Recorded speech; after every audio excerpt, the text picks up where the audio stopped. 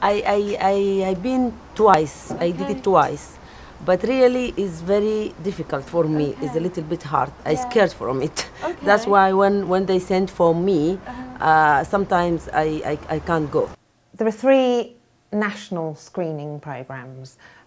There's breast screening program, cervical screening program, and bowel screening, which is men and women. So just going to start off by asking you some fairly general questions about smear tests. So I gather that you've had them done before, have you? Yeah. Can you remember when your last one was? My last one was about 2 years ago now. Okay. Yes. And was it normal? Was there a problem with it? No, there Can you was no remember? problem at all, and that was the second smear. The first one was when I was 60. Okay. And my GP wrote to me, and I went for the smear.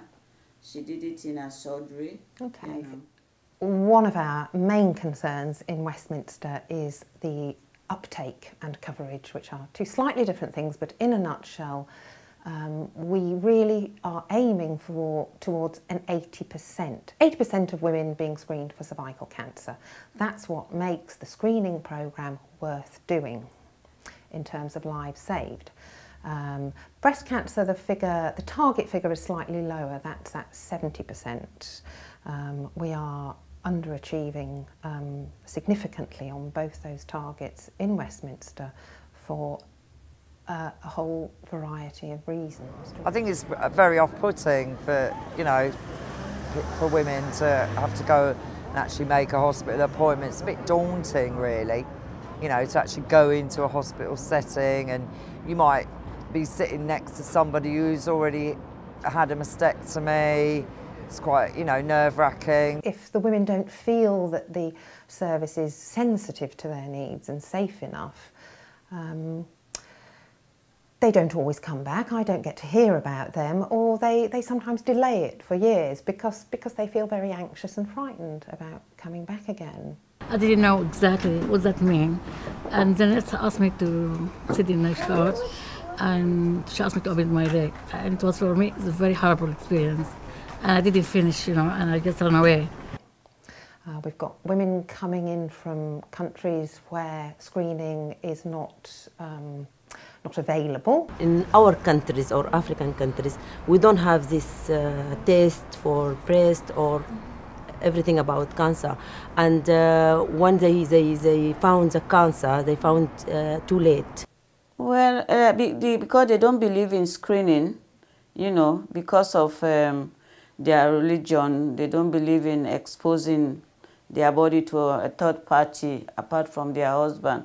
In terms of deprivation, ethnicity, health inequalities, the picture is quite interesting with screening because we know that the usual reasons, the deprivation and ethnicity and poverty, those reasons do apply. Women don't understand the screening service as well, they don't understand the literature that we send them, they don't understand the purpose, the benefits of the screening, and I think that we have a whole range of challenges across our populations. So we have a whole range of different reasons why women aren't coming in, and we need to be thinking about a whole range of ways that we approach dealing with that. They were cold, weren't they?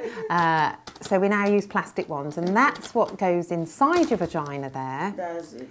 And then that's what I need to open up to actually find your cervix. Mm-hmm.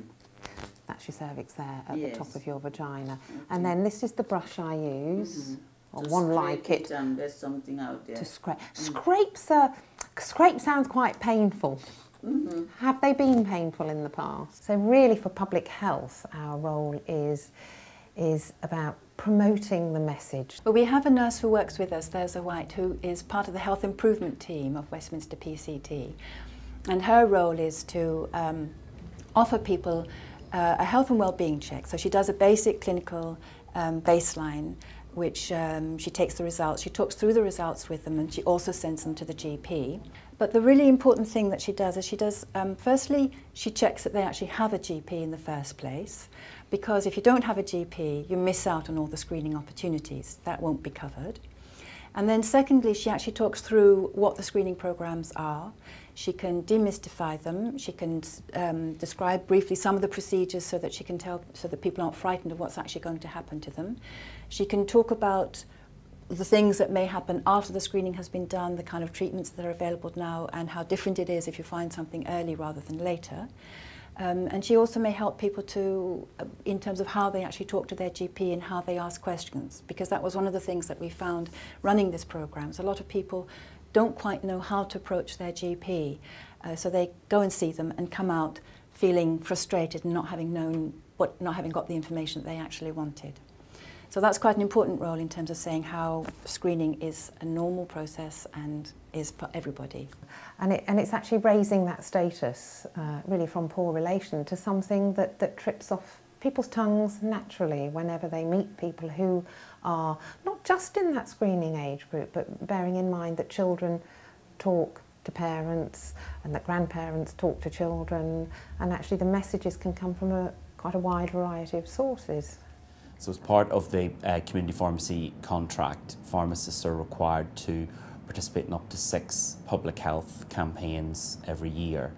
And what we did in a previous year was we actually focused on bowel cancer and promoting bowel screening to patients and members of the public that were using pharmacies. So, in terms of cancer screening, we work with women and also with men to raise awareness about breast screening and cervical screening. One of the initiatives that the Health Inequalities team is involved in that can help with cancer screening is our Health Trainer programme. As part of that programme, what we do is we train up local residents and give them some skills to work in the community around health. Perhaps they might be out on a healthy walk with people with a walk leader, and they can just be going around with people talking about the benefits of being screened, maybe a little bit about what people might expect when they access a service, and just generally taking some of the fear out of that. Okay, we're able to provide you with details of where your nearest clinics are. We're also able to provide you with information, telephone numbers, and whether we have particular community screening programs going on at the moment.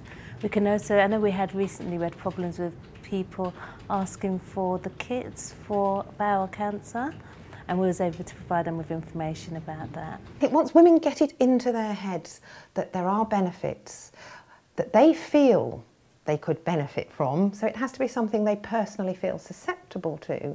So there are benefits for them, and that they can actually get to the service relatively easily, that they don't have to trek halfway across London at an inconvenient time, or get time off work.